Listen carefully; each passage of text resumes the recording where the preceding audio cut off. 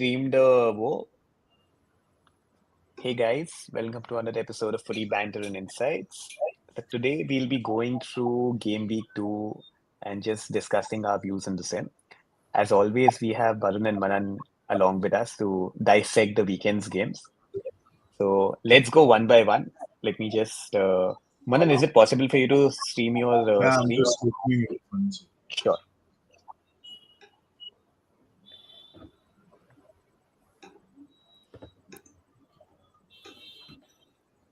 In the meantime, I'll Which just use was a different browser for that.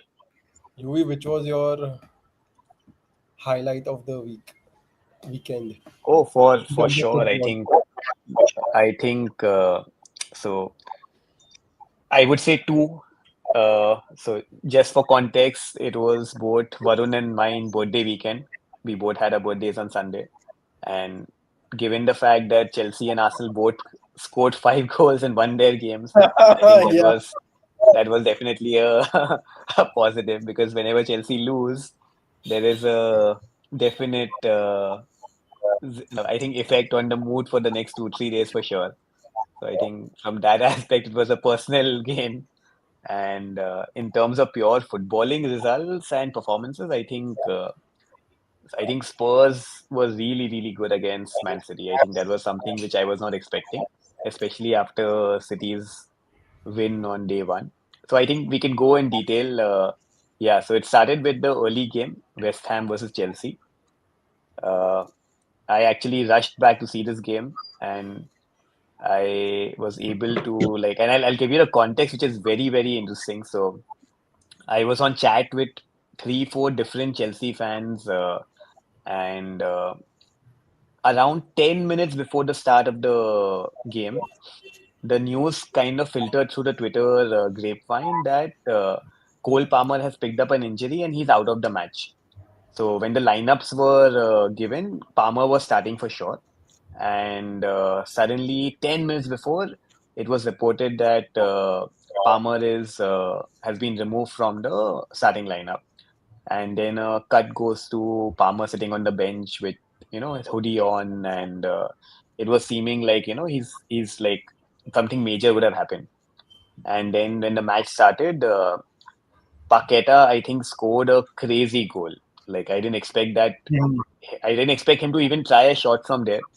And I think just given the fact that Sanchez was in goal, he took a shot and it was really good. And I think possibly it was a Sanchez error for sure, but the quality of the goal and the quality of the strike was unbelievable. So after that, West Ham actually had the chance to be 2-0 up. They had a goal ruled out for VAR, which was fair because it was offside, so it was a clear off. But if at that juncture they scored a second, then I honestly don't feel that Chelsea would have come back in the match the way they did. Uh, the good part from a Chelsea point of view was how well João Pedro took responsibility on in the absence of Cole Palmer. So what we saw last season is that in the initial first 10 odd games, Chelsea really dominated teams when Nicholas Jackson and Cole Palmer were on fire.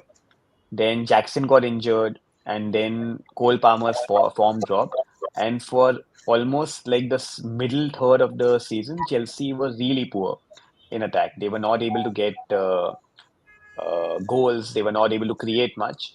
But yesterday, without Cole Palmer being in the squad, João Pedro was immense. I think he played the role of a number 10 behind the striker, and Delap played up front. Delap did his job really well. Estevao played on the right wing, and Estevao is someone who you would always want to see on the ball. He just brings that excitement into play. And Neto had a really good game. So I think without Palmer, Chelsea managed to score 5 goals and all five different scorers. A special shout out to Moses Caicedo. His 100th game for Chelsea scored a really nice goal. A special shout out for Trevor Chalobah, someone who has been through a very hard time in the last 1 year, and he also got a goal. So I think all in all, a very positive performance. Extremely happy for these two guys, Caicedo and Chaloba. And of course, I think João Pedro has been one of the signings of the season for sure. So yeah, very, very entertaining game from a personal perspective. Yeah, I think you need to sort of understand that okay, it's against West Ham, which is a very very poor team, Mhm. and contextualize that a bit to not really get carried away by the performance. No, So no. So firstly, it's like I said, a personal win for me, not really from I don't expect Chelsea to finish above fourth for sure. But the fact that it was the birthday weekend and they actually ended up scoring 5 goals, I didn't expect that to happen. And after going 1-0 down, I was like, yeah, it's going to be a very low weekend for me. So from that perspective, it was a very big personal gain. So yeah. And then Manan, what was your highlight of the game week? yeah, I saw two games. One was the City Spurs game, and one was the United Fulham game. Of course, the result in the City Spurs game was it was really good uh, because Spurs played very well, but they also won because of two individual errors. So, like, if you take out those two errors, the XG of City was actually higher than the Spurs XG. That said, it never looked like Spurs did not have the game under control. So that is another thing. But yeah, that game was, of course, the highlight of the game week for me. Uh, and yeah, what I've noticed is that Thomas Frank is doing Thomas Frank stuff where he adapts the whole team and tactics according to the team he's playing against. So it's been three games and three different styles of play, which is very interesting. Yeah, I mean, totally. Like, I agree. Like, even when Spurs were 2 nil up, after that, it never looked like they had kind of lost the control of the game. It never looked like, City is going to kind of make that, kind of a comeback and kind of score 2 goals or 3 goals. Never looked like that. So, City, I feel like were never in that phase or like never in that position where they could actually kind of dominate the game, I feel. So from that point of view, I think Spurs did really, really well. And I think some of their younger players like Sar and all that are playing amazingly well. Yeah? Like surprisingly how well these guys are doing. Sar was very good in both the games, the first game and the second game. So yeah. So I Sar don't know, has actually maybe been, yeah, man, go on.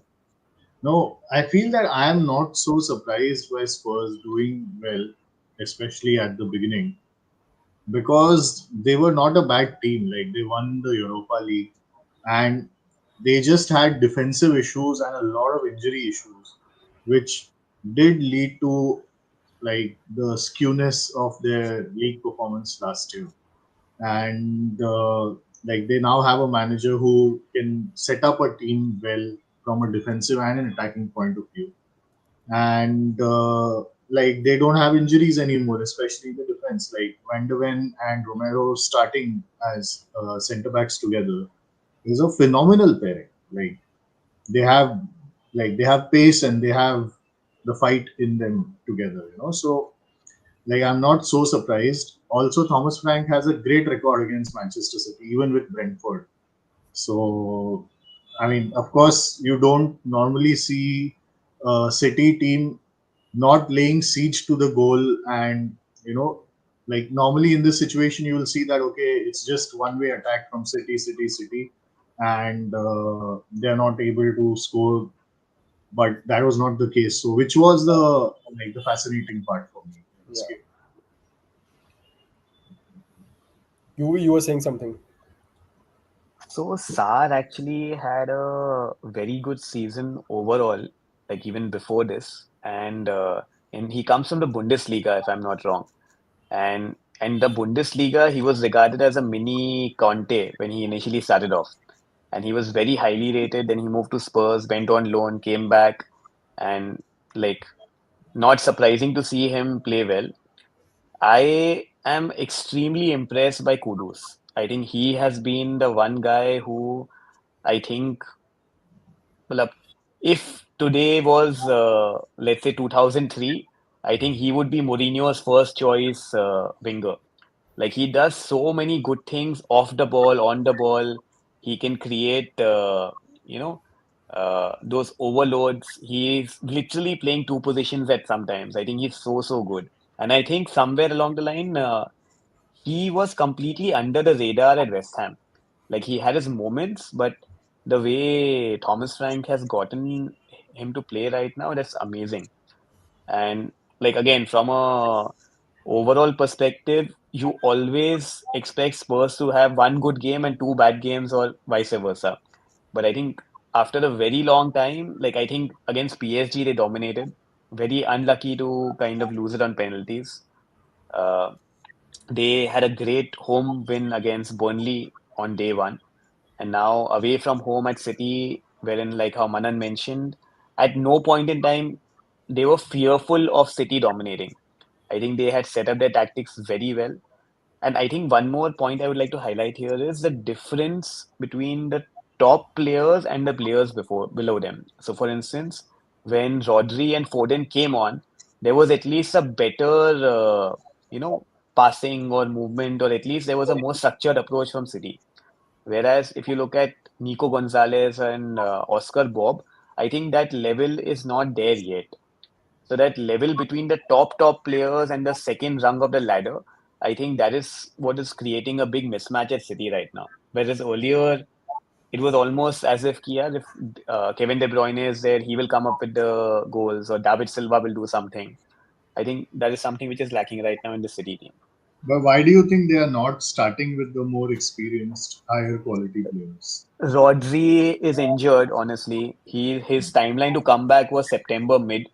So only because I think they needed something out of it that I think they allowed him to come on for a while. Otherwise, in the reports, what had come is he would only come back after the international break. So he's definitely not fit. Foden, I'm not sure, honestly, but even Foden had an injury earlier. But I'm not sure why Foden has been starting so less over the last 1 year. So Foden is a curious case for me, but Rodri was well known. And these two players, I think, make a big difference to the City lineup right now. I was a bit underwhelmed by Mamouche yesterday. I think he didn't have the best of games. Usually, he's been, at least in the last 6 months when he joined City in Jan, he's looked much better. And another feedback is that Doku is raw pace, but very little output. So Hmm. it's Yeah, like agreed. he kind of flatters to deceive. When you see him on the pitch and when you see his name on the sheet, I think there's a different, like maybe he'll have a game wherein he's unplayable. But that game would happen maybe one out of seven, 8 times, which is something which City do not really, uh, need when they're challenging for a title. Correct. I think the biggest miss was Bernardo Silva. Hmm. Him not being there, they just couldn't control the game. He gives them that control from the center of the pitch. Why was he not available? Injured as well? No, he played in the second half, so Came I as a don't sub. know. Acha. Came on as a sub. Yeah. But what did you all think of Shoki starting behind Haaland? Like, do you all think he fits that position right? Like, I the think Turkey According, is the 10. position where he was playing, like over the weekend. I would honestly try to put Mamouche in that position right now because I think Mamouche has a better overall game in terms of playing in that second striker role. And Cherki, the way I would utilize him is if a team is playing low block, or if we, let's say, if I'm a City fan and if City need a goal in the last 30 minutes, then I would kind of put Cherki on along with my forwards to kind of get that equalizer or get that winning goal. From the start, I don't think he has done enough over Mamouche to warrant playing in that position right now. So I think ideally he should be on the bench and then come on and then make stuff happen. The bigger thought is why Doku? That's my question. Can they not get Doku someone was better a than sub, Doku? I think, right? Yeah, Doku was a sub. Marbush played from the left. Yeah, but Yeah. that's not his Cherki position. played. No, he plays left from the left also. But like for me, the like I would also play Marbush behind Haaland or Haaland. like with Haaland. And for me, Cherki's sort of evolution eventually will lead him to be a number 10 or like a creative central midfielder. But he needs to have an evolution like Foden, where he starts on the wings and he develops his game, and then he moves towards the center. Like that's what I see for him. One question to you guys, very open-ended. And I'll reference Jack Grealish ka interview after the Everton win. So he said that he had kind of lost his love for football over the last couple of seasons. Now there has been a lot of let's say chatter about how Guardiola's style of play inhibits very, very free, creative mavericks into doing some things which are more system oriented, which makes them lose their killer instinct or makes them lose their magic. So again, I'll give you one more quote. So this quote is by I think Thierry Henry when he was managing Belgium as an assistant manager. So he said that Hazard is someone who is the best in the world at chaos, and De Bruyne is someone who's the best in the world in an organized setup. So if you give De Bruyne organization, he will be a world beater. Whereas if you give Hazard chaos, he'll be a world beater.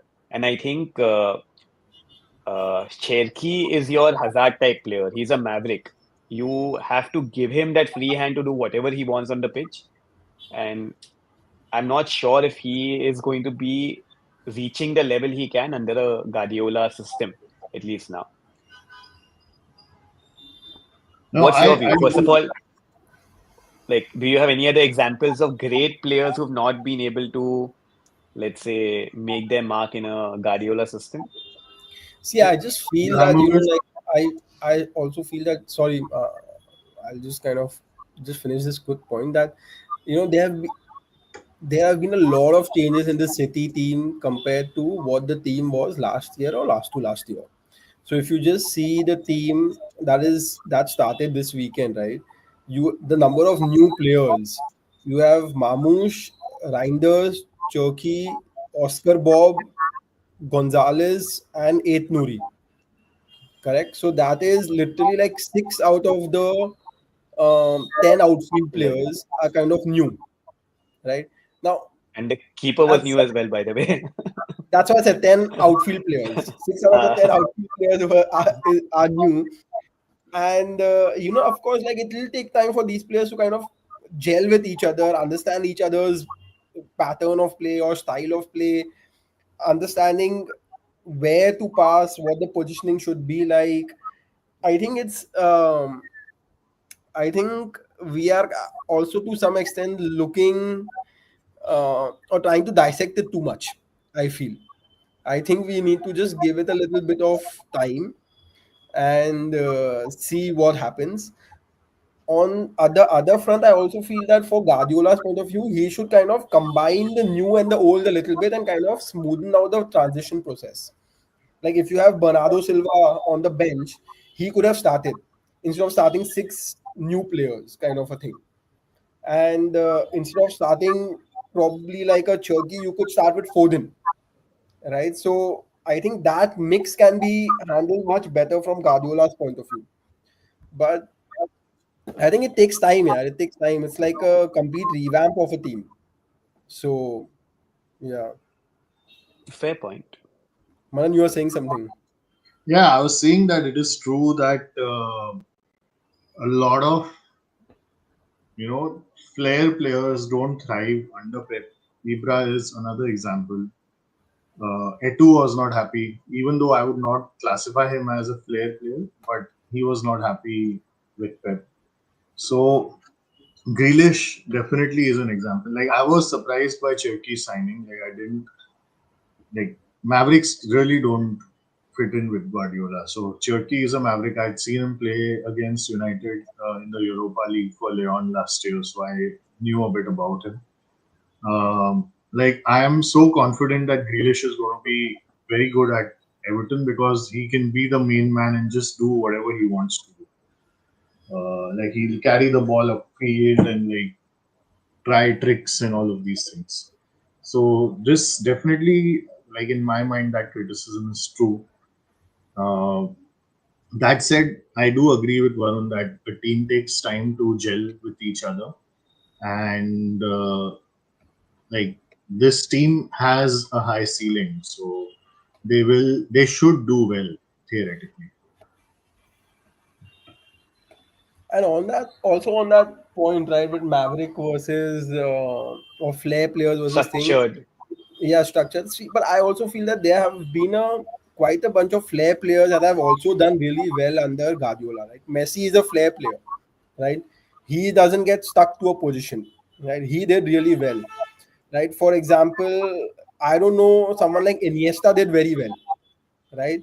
Um, when I'm saying these players, these are players who are very very creative, right? They want that creative freedom as well.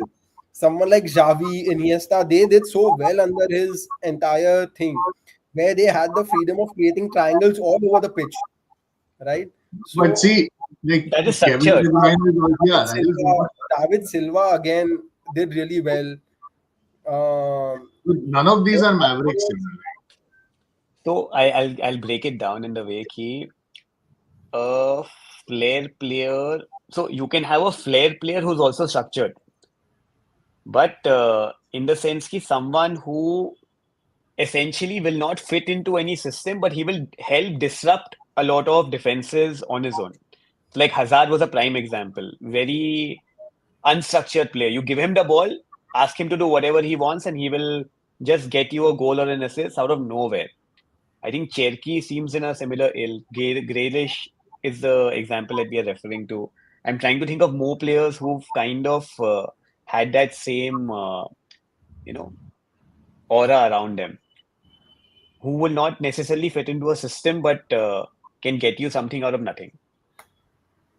like I there's thought there are many. Aguero did really well under him. Aguero was really good under him. Yeah, Yeah, but he's Aguero. also not a Maverick. Yeah, like Huh, but I'm just saying that these are all creative players, like with a high amount of flair. Now that your by your definition of Maverick just seems like a person who is just not indisciplined and doesn't know how to play in a system. no, that's not true. That's I not mean, true.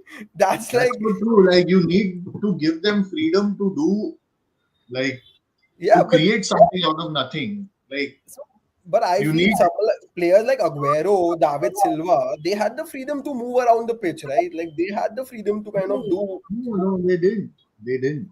No, of course, Aguero used to drop back so much. He used to go back, go in the box again. He used to move all around. He used to come. Sometimes he used to come wide on the left. So I think again, like it's a little. See, these questions are being raised because एक season he's not done well. I feel.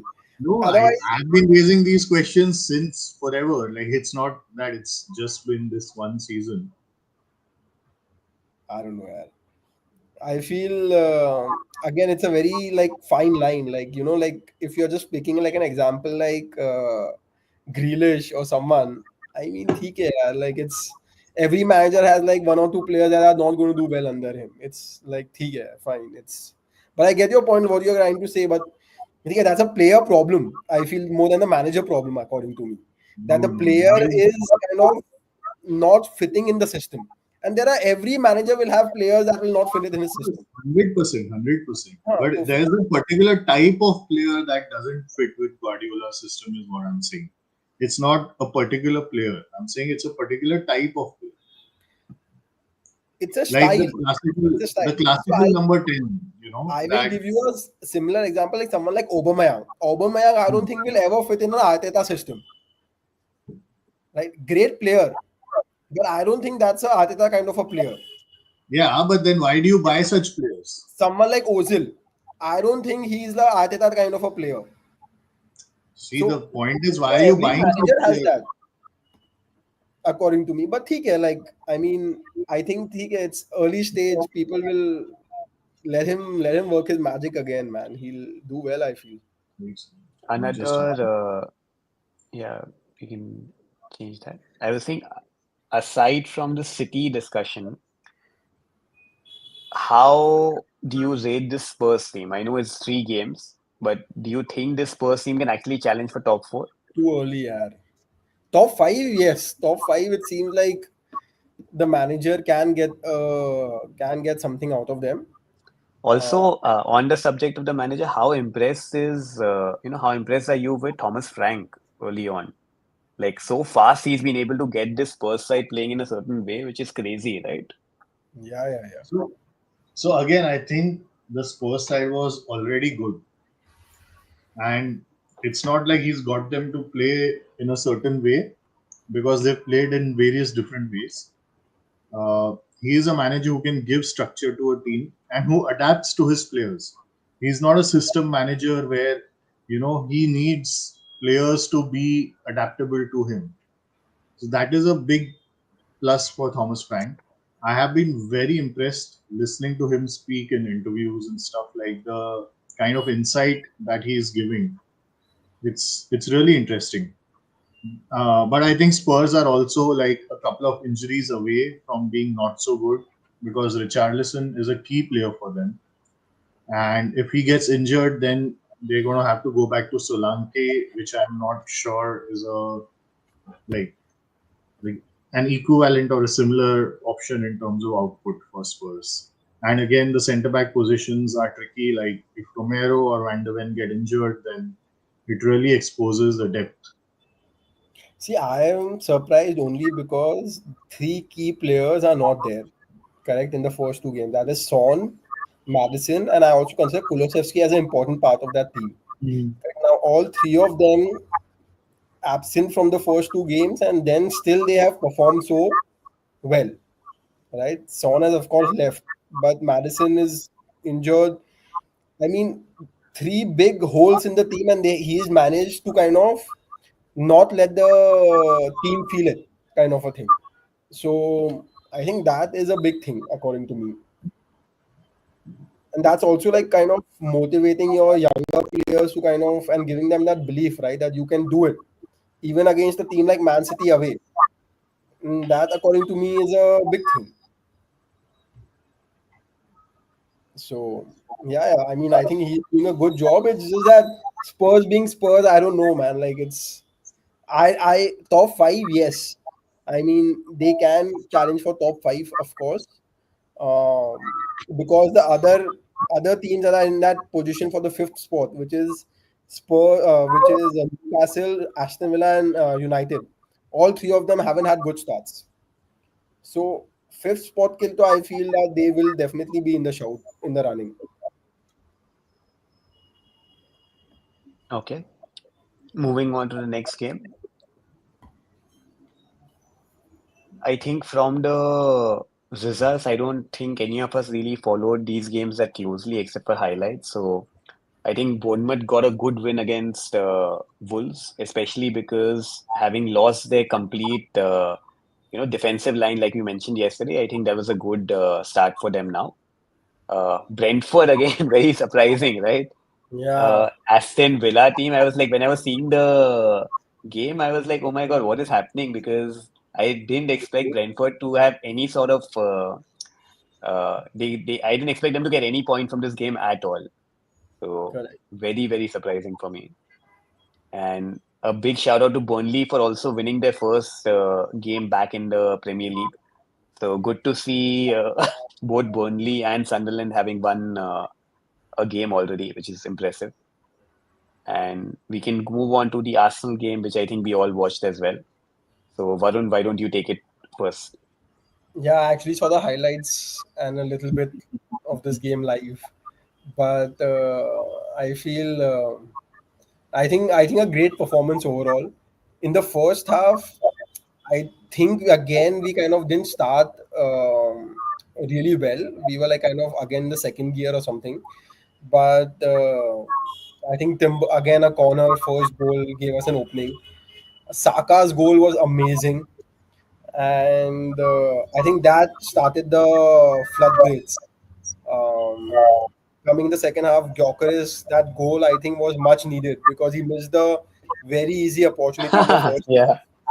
And if he wouldn't have scored, right, and if Arsenal, if this was a close match, then definitely fans, media, pundits would have been on his case, right? So like a good goal for him, I think, good way to kind of open your account. And then of course Timber again with the fourth goal from the corner, and then rounded off. Dauman came in, played like a very good cameo, won a penalty, which was converted again by Gyökeres. So a good outing overall, I feel. Eze was unveiled at the beginning of the game, but two major downsides is Odegaard one getting injured and Saka getting injured as well. So and next weekend being Liverpool, I don't know. I mean, Saka will be like a big miss. I feel like it's because from Saka to Maduake, I think it's a big drop of quality. I don't know. Like I So think the only good thing is that so far it's not seeming like a heavy injury. And the good thing is because Arsenal were already kind of in a very comfortable position, they got him off immediately. yeah, And I think there's still a possibility that he will play in the next game, considering that after that there's the international break anyways. So correct. in case if he need, even if he's like 80% of his fitness, I think he would play along with Odegaard. Let's see again. Like I don't know whether you want to risk him or not risk him, and like risk him for like what if he you play him and he gets the aggravates the injury and then is out for like 2 3 months or something like that. Of it's Hmm. again like a very tricky call to make. I feel, and calls such as these actually can turn your season. So yeah, What would you do? I wouldn't play him Suppose if you it's wouldn't if play. it's no, because see, I am my first objective of this season is to win the league. Hmm. Correct. One game is not going to decide it, Hmm. but the remaining, if he misses like next 8 games or 9 games, that is going to be a major thing. Fair My enough. goal And this would is be, correct, yeah. correct. So you go out in the beginning of the, even if you get a draw against Liverpool, it's fine, according Hmm. to me. It's not a bad No, result. and it's at Anfield. Yeah, You that's actually, yeah, you actually have a better chance of parking the bus and getting yeah, a goal from a corner and winning it rather correct. than That's what I'm having saying. Like, flair players dominate. Yeah, so that's something. Even if we go for a draw, it's fine. Like it's not a. Even if we come away with a draw, it's fine. Like it's a yeah, good thing. yeah. So, and as I said, right, we were discussing at the beginning of the season, first 5 games, I had said, if we get 20 points, I am happy, right? So we have got six. This can be the seventh, and then we can see the next 2 games how to proceed with that after the international break. So I wouldn't risk Saka or Odegaard Makes for that. sense. So yeah, It also, like, I think that game showed the depth that Arsenal now have, where you have Saka going injured and then like Madueke can play there. And now with Edze coming in, he can play off the left wing instead of a Trossard, or he can play instead of Odegaard in that role. So, like, they have now a more robust squad, and with Gyökeres there, like, they have someone who can potentially finish off chances. So like I was watching the game and he seemed to be a lot more involved in the game than he was against United. yeah, Um, so I yeah, would I think it actually was put it good. down to United as well. I think United was much, much better that day Of compared course, to of Leeds. course, of Yeah. course, of course. Like Leeds is one of the poorest teams that I've seen in the first two weekends. So like Leeds and West Ham perhaps. Wolves have also not been so good. So let's see. yeah. And again, I would say like 5-0 here, but stay humble. It's only Leeds, and that too at Mhm. home. So I mean, ठीक है, like इतना कुछ उड़ने का बात नहीं है, I feel. So I yeah. agree. I agree. What are your thoughts on the Eze unveiling? See again, given kind of injuries that we are getting, I think welcome signing. But again, if you ask me, Rodrigo or Eze, I would have preferred Rodrigo. So yeah, and I think we have discussed this as well, right? Previously, like if Rodrigo started for Real over Vinicius, huh? Yeah, acha, Yeah, but he was extremely frustrated if you saw yeah. the yeah. But at least, like, if the manager is starting you, then that means that there's some level of confidence being shown. The good thing is that Ada Guler and Mastantuano are getting great exposure, but there's a very good possibility of one of Vinicius or Rodrigo definitely leaving now. Over the course of the season, I think one of them will definitely not be happy. let's move to the next one. Yeah.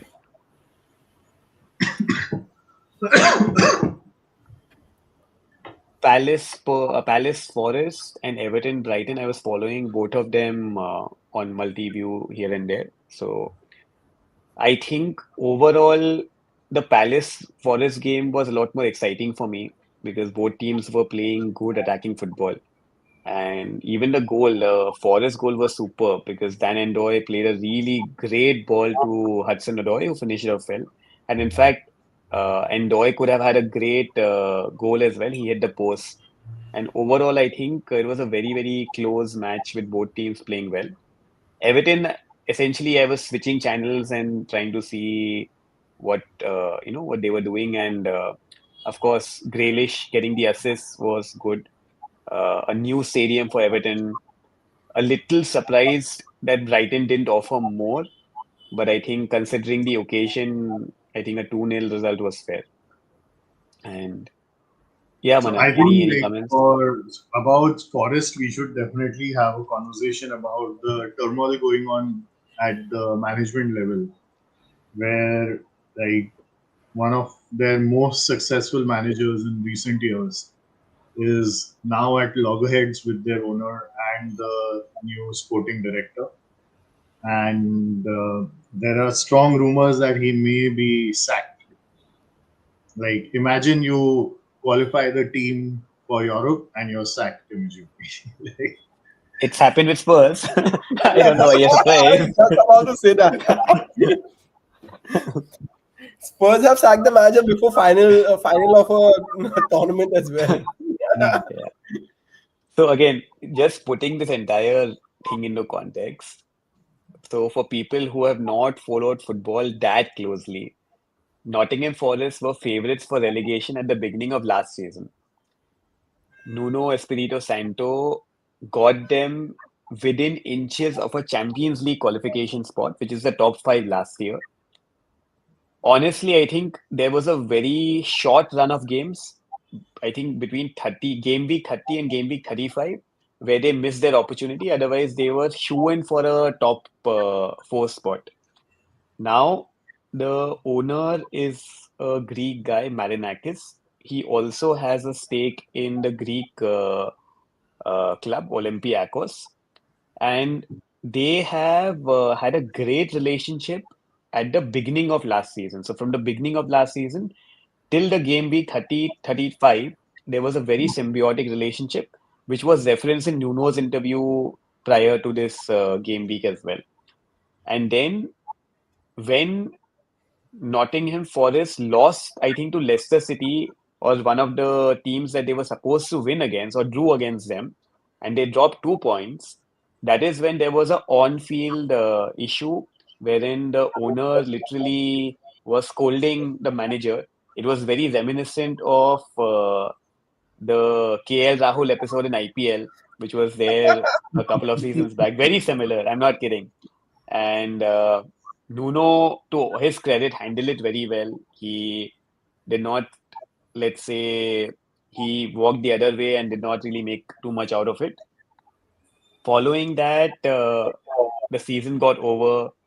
Things seemed to be on track. There was a big signing at the back end level with them being able to get Edu as a sporting director from Arsenal, which was very surprising for us as fans because you would Yeah, think that a Forest move is a downward move for a sporting director. But if you look at how things have progressed, I think the relationship, like Manan mentioned, is completely fractured. Nuno mentioned in his pre-match interview that they had a very close relationship. They were talking every day, but now it is not the same. And the powers that be are not in the same alignment that what he wants from the team. If you look at the signings, they seem to be Edu signings or club signings rather than Nuno signings. So I think, yeah, great turmoil. And there was talks of Brendan Rodgers being brought in now. So I don't know how things will progress, but yeah, it just shows, right, how quickly things can change in football, wherein we, like, again, if you look at some instances last season, Nuno was being talked about as the manager of the league, and just a small run of 4-5 results can actually get you the sack. Yeah. I think it's also because Nuno went out and complained about the lack of signings like a few weeks back, and that is what irked the owner as well. Hmm. And Edu is, I don't think he's a sporting director at Nottingham Forest. He's more like a, Club club he director at both Sporting and he's not a Olympiacos. he's the sports director at the holding company, like the entire Yeah, group. Correct, correct. Uh, so I think that's what kind of lured him in, kind of moving away from Arsenal to more like a, it's more like a sporting CEO kind of a designated designation kind of a thing. agreed. So I don't know. I still wouldn't kind of make that move if I were me, if it was me. But yeah, I mean that's the choice that Edu made. And Nuno again, I think he's a good manager. Yeah, I mean for some reason he gets very unlucky at all the clubs that he goes to. Yeah, even at Spurs, he hardly got any time before getting the sack, and now at Nottingham Forest as well. I don't know. It's kind of No, but tough, there can tough. be a lot of good opportunities for him, right? Like Yeah, yeah, yeah. uh, in the Premier League, given his record with Forest, I'm sure he would get his, like, a good opportunity coming his way. Not just Forest, right? Even before that at Wolves, he had done a great job. Correct. Yes, Right? So Wolves was a great thing for him. Tottenham, technically you cannot count because he was literally there for like few matches. 3 months. Yeah, Yeah, Three so months, yeah. I don't think you And can kind of put that on him. I feel he won the manager of the month in this first month, by the way. first month. Yeah, exactly, exactly. So Bichara, that's why I feel bad for him, man. Like he's done good at whatever club he has been to, but yeah. बेचारे को कोई Like I can see him going to West Ham.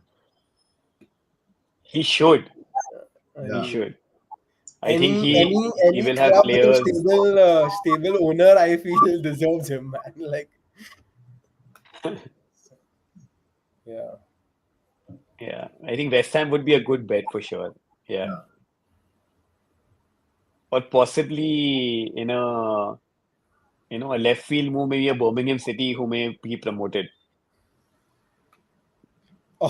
or United if the results don't improve. No, I think United are good with Amorim. We don't need to change the manager. I was actually Agree. reading a little bit on this. So what it was saying is that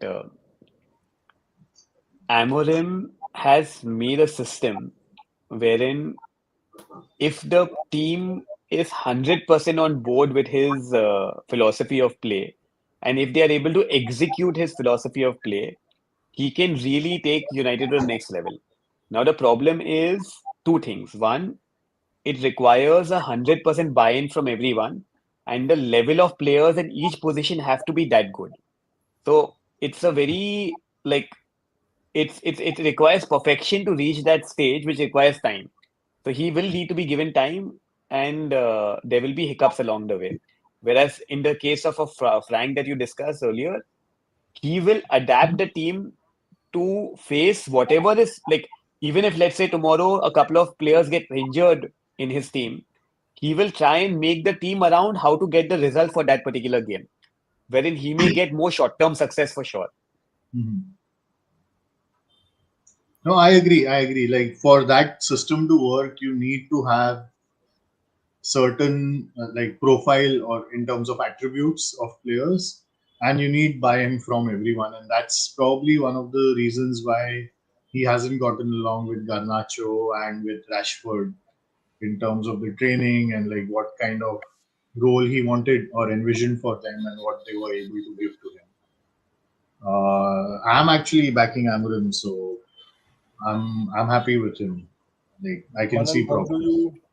what do you think about the weekend game? Fulham We versus Liverpool. started very brightly and then we petered out a bit. Yeah, I think 1-1 was a fair result for the game. What did you think about Bruno's penalty miss? Happens, yeah. Sometimes players miss. It's okay. What do I think about it? No, I I mean, think see, the the things whole around it was the yeah, issue, right? that Yeah, exactly. Right? See, the thing is, the kind of tantrum that he's throwing at the field, just referee just touching him. That too by mistake. It's not as if on purpose, right? Come on, man, shrug it off. Get back on your fucking in your mindset and kind of go and score the goal. You can't blame that penalty miss on Bichara referee just kind of nudging him a little bit. Come on, man, that's such petulance, man. different players have different processes and systems, and like Bruno is not known to miss many penalties, so that He definitely has a may have. terrible penalty record, by the way. Yeah, He has a terrible penalty record. I he was has a reading terrible somewhere. penalty record. Yeah, in the league, I was reading somewhere. I can Mhm. share it with you offline whenever I kind of come across it again. Mhm. Yeah, do share. Yeah, because I don't remember him missing many penalties. Like he I does remember Let him miss missing a me few. one or Yeah, two, let but me check. yeah, but like he's not. I would not say that he has a terrible penalty record. But in any case, the the point is that people miss penalties. It's fine. It's okay. Um, but overall, like that doesn't define the performance or the game. Like we started very brightly, and like then we sort of lost control of the game. But it was never like we are going to lose the game. So like it was okay.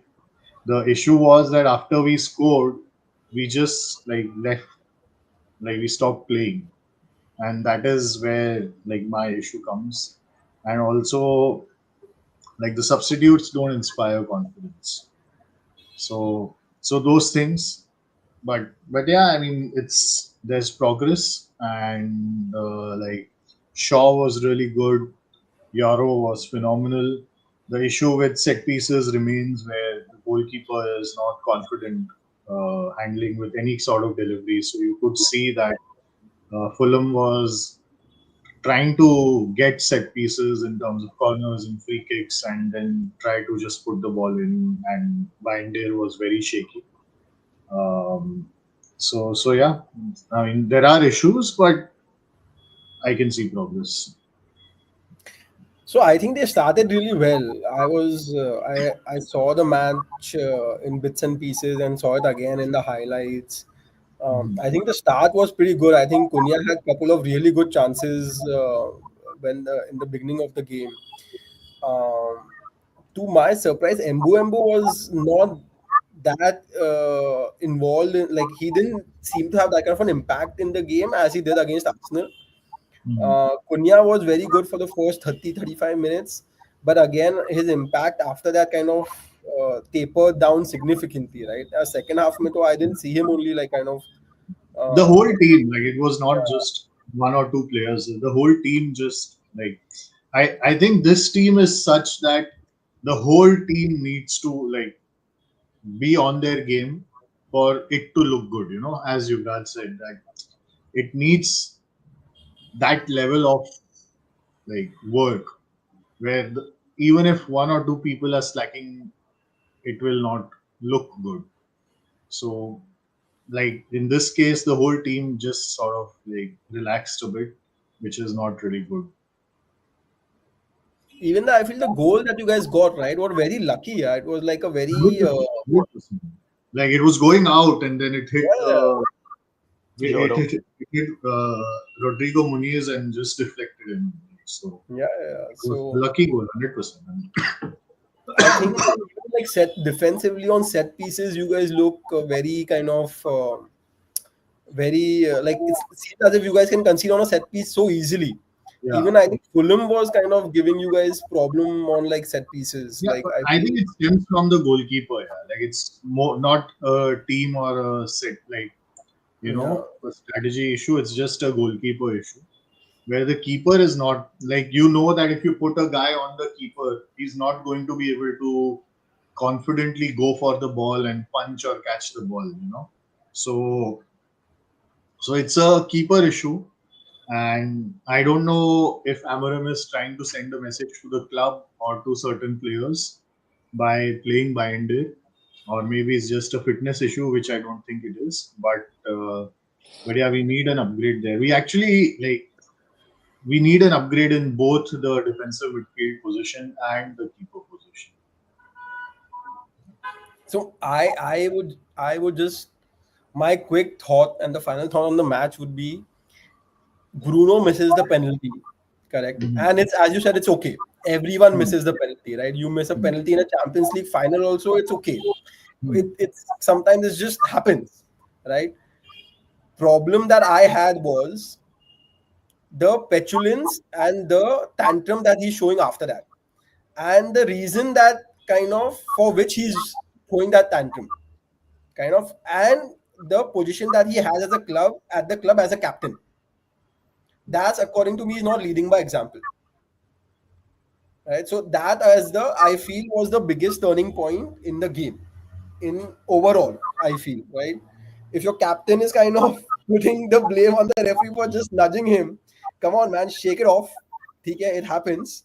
You have to take a penalty, get in the right mindset, get in that killer mindset again, and just take a penalty.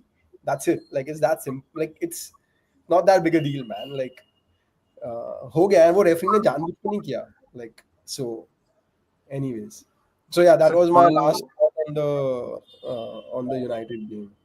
so two questions, and it can be very controversial. One statement is United may actually be a better team without Bruno in the starting 11 during the beginning of the game. Second, I think Cunha is one of the best players United have signed in a while. Like every game I see him for United, it's like, wow, this guy can do something special. Even in this game at the beginning, he had this great shot which hit the post. And the way Yeah. he dominates his position is like unbelievable.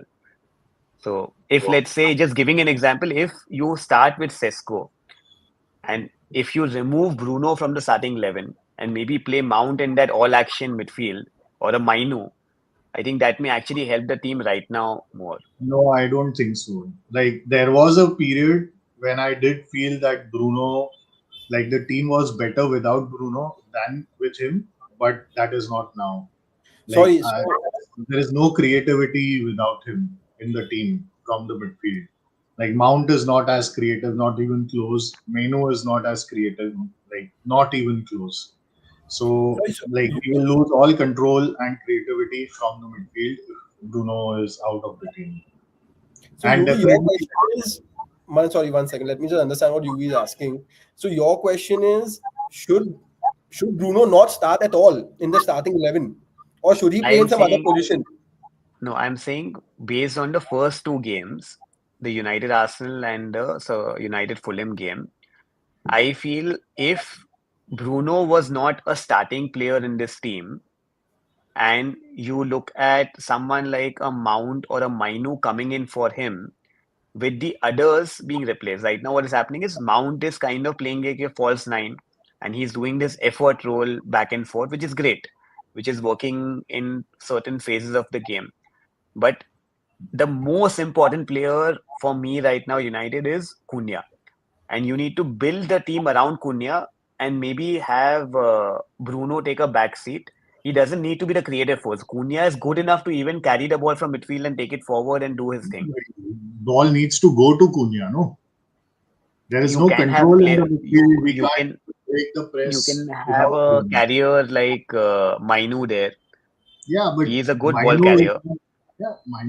good ball carrier, but he has very limited passing range. So Cunha cannot be a number eight. Like you need to get the ball to Cunha. Like what last year was happening, Bruno was playing as the left number 10. and then after 30 minutes, 45 minutes, he had to come back and play as a 8 because the ball was not getting to him. So my So again one more uh, opinion is that Bruno will help you win games for sure, without doubt. He will create goals, assists, and he will do that. But he will also make the mistakes which will allow the teams to kind of not have that control over the game. So that is where the thing is, right? He goes for the hero pass and he goes for that entire, let's say, he makes too many mistakes in that position, wherein it kind of destabilizes the United midfield, I think according to when me. he's playing 8, he doesn't do that so much anymore. Like his natural game is to do that, but he sort of adapted it. When he's playing 8, he doesn't do that so much anymore. That was precisely the reason why when he was playing under Ten Hag, I was actually like of the opinion that he is better. Like United is better without him, because even as a 10, he was going for those killer passes and stuff, and we were losing a lot of control. But as an 8, he is not doing that so much, and it's taken a while for him to adapt. So, like, definitely, I will not agree to the fact that this team is better in its present situation as a squad without Bruno. So according to me, Bruno should start, but I don't think he's a number 8, because I feel as a number 8, you have to contribute offensively and you have to contribute defensively. The defensive contribution from Bruno is not there. He is not that good defensively. Even if you look yesterday's game, which is the Fulham game, right? The He midfield, was the yeah. one who lost Smith Rowe, right? And that led to the goal. He doesn't have that defensive acumen in him to kind of play in that number 8 role. Yes. So you play him, you start with him for his creativity. But that number 8 role is not for him, according to me. So, in this, I think the So Cunha important left. part is whom do you have as his partner? Like, you So need someone who will cover for his defensive weaknesses, who will cover the ground. Like, he actually covers a lot of ground, but as you said, he doesn't have the nous, like the in a acumen. but Manan, in a two-man midfield, right? You cannot have covers. In a two-man midfield, You you have a cannot have covers. three man central defense also, no? So like But you need support from behind and from like next to you. That's why United are going for a Baleba or that profile of player, see, because that will unlock Bruno in the number 8 position. Like with Casemiro, it doesn't happen so well because Casemiro also doesn't cover the ground See, anymore. when you are playing with three-man defense, three center backs, right? A center back covers a position, or center back covers the pitch, but the midfielders covers the runners from the midfield, right? It's a very different kind of thing. A center back cannot do a defensive role that the midfielder is supposed to do, right? It's very different. And Amorim के system में there are two midfielders. It's not a three-man midfield. So if out of that one of the defenders defensively not that good, it is a big problem. Yeah, So that's why I'm saying you need another like a suitable partner to him. you don't need him in No, the what midfield. what You are, Haru, yeah, what Haru is saying, you get him elsewhere. What I yeah, Yeah, am but you saying don't is, if you play him get in the him where elsewhere, midfield. you reduce Cunha. That's what I'm saying. No, According to you me, don't Cunha reduce is the Cunha. best player. You do Cunha and you do Bruno. You remove and then Embuemo what as a happens to Bruno? what? What happens to Mbomo? He comes off and comes on as a sub. Yeah, but like again, you're diminishing the team that way. Why? Because one I is think defensively, who plays instead of Bruno in 8. There is no other suitable player. I would say And Mount and Mainu both no, are no, better no, no, no. defensively for sure. Mount for Yeah, but sure. they are not as good. Not even close to Bruno. Like again, in I terms of don't think progressing the Mount game. will be a good number 8 player in this No, United no. setup. I don't think Mount as a number 8 player. Correct, because again, Mount doesn't have the defensive acumen playing as a two-man midfield. Yeah, He doesn't have it. He has the creativity to kind of spray the ball and going forward. You will have the same issue with Mount as you are having with Bruno in that two-man midfield. Agreed. You need a proper defensive-minded midfielder in that too to Yeah. play along with whoever the other player is. Basically, In Mainu is a good option. Sporting, who was the two starters in midfield? Yeah, I know one because like first Palinia was there, he was replaced by Ugarte, and then he was replaced by Humeland. So I know them. I don't know the other one. Okay. But like to unlock Bruno, you need the other six basically, because there is no one else in the squad who can play eight, even in the present system, better than Bruno, unfortunately. नहीं, So I as I don't said, think in the he's a present, number 8 player. Yeah. but who's gonna play? You tell me that, na? Mainu, I Present think, is squad. a good option. You play He Bruno. doesn't I have think ball Bruno is a progression at starter. all. I He think doesn't Bruno have is a ball starter. progression at all. Sorry, what? He doesn't have ball progression. Like, how is the ball going to reach the forwards? Dude, you are playing with two He wing needs to backs. You develop are his playing with skill two now. wing backs. You are playing with Mainu. Bruno can definitely come a little deeper from the right-sided number 10 position. Correct? But giving him that number 8 position, I think, is a downhill thing. And getting him trying to kind of adapt to that number 8 position is, I don't think so, man. Like, See, it's you're giving me a problem, and then you have to give a solution also, na, in the squad. I'm to giving you a solution. I'm It telling has you, to be you a play. practical solution, na. ऐसे तो नहीं बोल सकता हूँ कि I'm उनाना को I'm saying you play Bruno as right-sided number 10. हाँ, Embuemo you put it on the bench. हाँ. Cunha and Bruno start behind Sesko. And then you Mhm. play Mainu instead of Bruno in the Yeah, two-man but midfield. it's diminishing the team, na. वही तो मैं बोल रहा हूँ, because there I is no don't control in the that's what I mean. midfield. For me, I don't think it's diminishing the team. For Of me, course it I is. think it's a better system.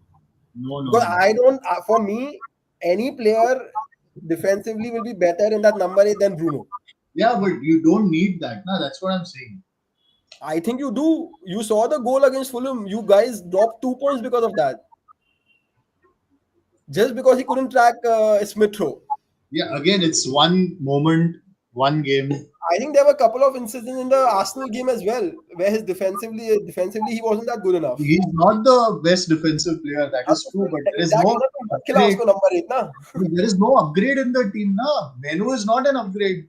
Not yet. Like, he needs to develop his passing range. He needs to develop, like, to sort of do it faster. I think a 20-year-old and developing him and giving him ability and kind of developing his skills is a easier task to do than asking a Yeah, 30-year-old so to they are learn developing him, defensive na. stuff. They are training him. They will play him in cup games and stuff.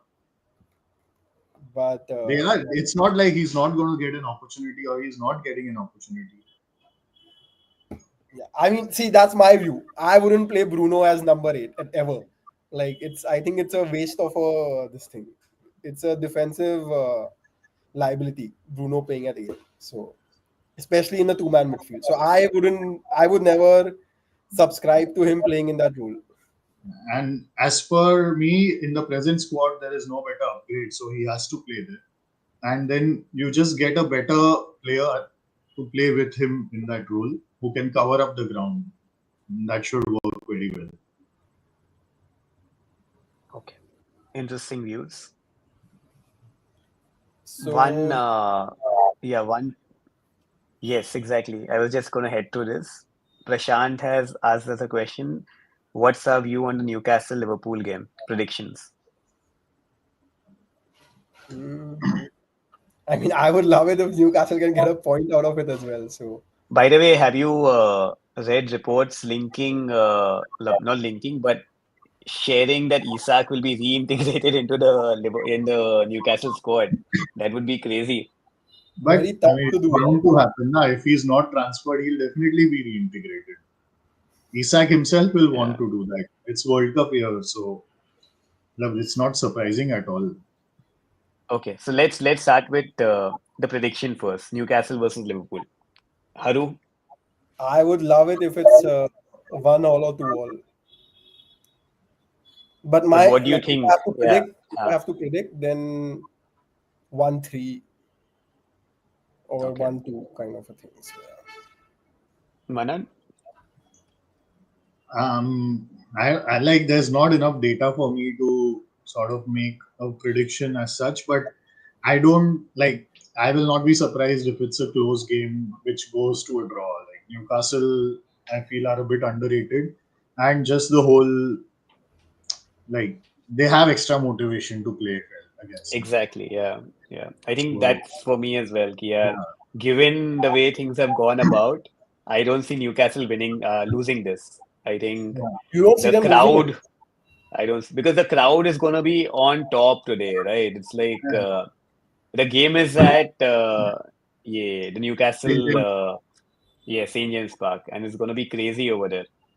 Yeah, So and I like think the it will be fan the, base is really insane. Huh? yeah. Yeah, So and like I think unless there's a early red card or something, I don't see Newcastle losing this game. and with like Liverpool took Ekitike from them and then they unsettled Isak and stuff like there's so much so much to Yeah, motivate the players. So like in Hindi terms, it's proper khunnas game for them. They're gonna make yeah. sure that they don't lose. So I mean Liverpool has quality, so I will not say that okay, Newcastle will not lose, but I will definitely say that if they are drawing, or even if, to be honest, they nick the game, it is not a surprise because I feel I that the first 11 has great quality. Great, you can't use that word very lightly. So they have quality to do it, and they have motivation to do it. I would say they're gonna be super physical on the new Liverpool recruits, and it's Yes. going to be very, very difficult for Liverpool to kind of get their game going. So Mhm. as soon as Liverpool play a few good passes, you're gonna have someone like a Joelinton or a Bruno Guimaraes really pounce on one of their attacking players, whether it's Mhm. Wirtz or Mhm. McAllister, and it's gonna be a very heated battle. Like I Yeah, can see many, many yellows, possibly a red. So it'll be yeah. interesting. Like I Yeah, really want to stay up for this match and watch it entirety. Let's see. yeah. I mean, I That's would love it if your prediction comes true, man. Like if Liverpool actually end up dropping points. So So okay, I'll give you like bullet points as to what I think is gonna happen. A very physical game from Newcastle. The crowd is going to be all over the Liverpool team. Newcastle scoring at least one, possibly a Joelinton header in the box. And if there's no red card for Newcastle, I think they'll get the win. okay. Let's see yeah, how all these four teams what can. I can predict is like a close, crappy game. That is what I think is going to happen. Yeah, I mean, for me, like I think it will be like a typical Liverpool, one of those typical Liverpool games that have happened when they kind of have won the league, right? Like the opposition plays really well, makes them suffer, goes hard in on them, they soak up the pressure, correct?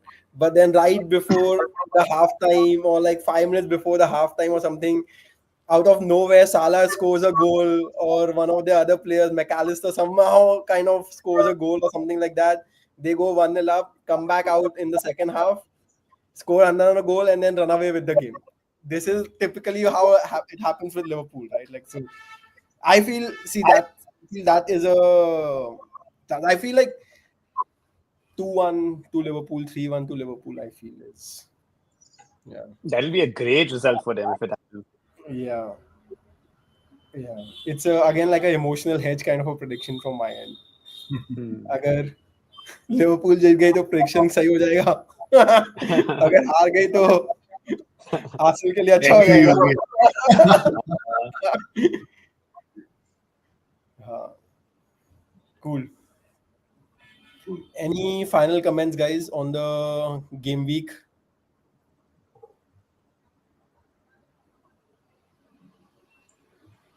I think exciting stuff to look forward to. And like I see a few teams definitely trying to like sort of close a few moves in the last week of the window. There's no complete team, like you can't see a team and be like, okay, chalo, their business is done. So there are holes everywhere, and should be an exciting last week of the window. Yeah, fair enough. Cool. Thanks for watching, everyone. Hit the like button, share, subscribe, and we'll see you next week after another interesting round of games. Bye bye.